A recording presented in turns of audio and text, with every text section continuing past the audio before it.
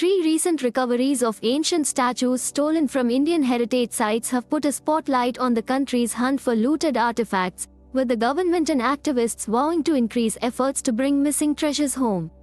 Many artifacts were looted from Indian temples and religious pilgrimage sites during colonial times.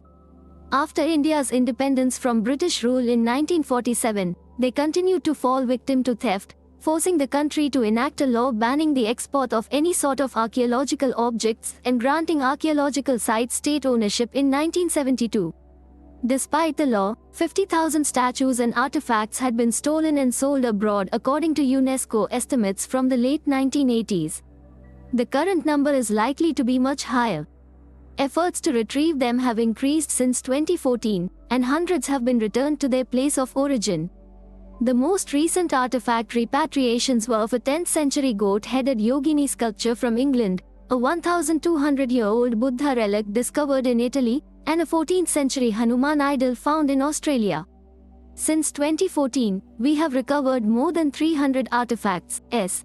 Vijay Kumar, who has been tracing lost Indian heritage since 2004, told Arab News this week. Kumar founded the volunteer-run India Pride project in 2014 to do background research on, catalogue, and track missing Indian artifacts worldwide.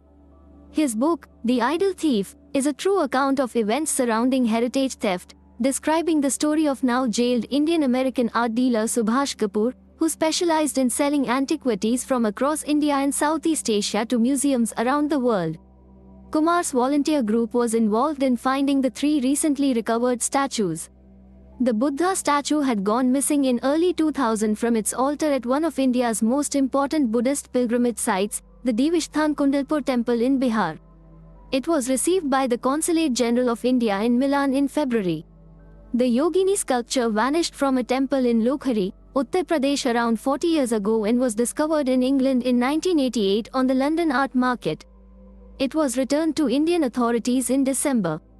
The bronze Hanuman statue was stolen from Vellore, Tamil Nadu, in 2012. Last week, it was handed over to the Indian High Commission in Canberra.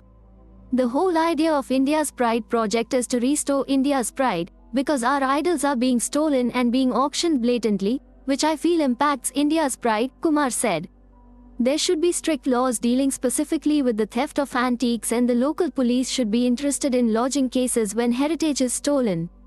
Maranello, a London-based lawyer and the founder of Art Recovery International, who specializes in tracking down looted and stolen art and has been cooperating with Kumar since the early 2000s, told Arab News that art recovery work was his way of giving back. He said, "I have been to India and feel overwhelmed by its culture and people, and I feel that if I can help in bringing India's cultural heritage home, I will do it."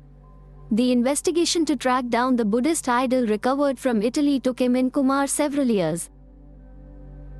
My team and I managed to track it down and reach the actual possessor of the sculpture, and we presented him the evidence of it being looted from India, and he cooperated, Maranello said. The owner realized that things are changing in the market, and it is no longer acceptable to own the cultural heritage of another nation. The recent return of the 3 artifacts, in which Kumar and Maranello were involved, was discussed by Prime Minister Narendra Modi in his radio program, Mann Ki Baat, last week. It is our responsibility towards Mother India to bring home these idols, Modi said. These idols embody a part of the soul of India. Faith as well. They also have a cultural historical significance. Realizing this responsibility, India increased her efforts. Thank you for watching our video. If you like our content, please do follow, share and subscribe to our channel.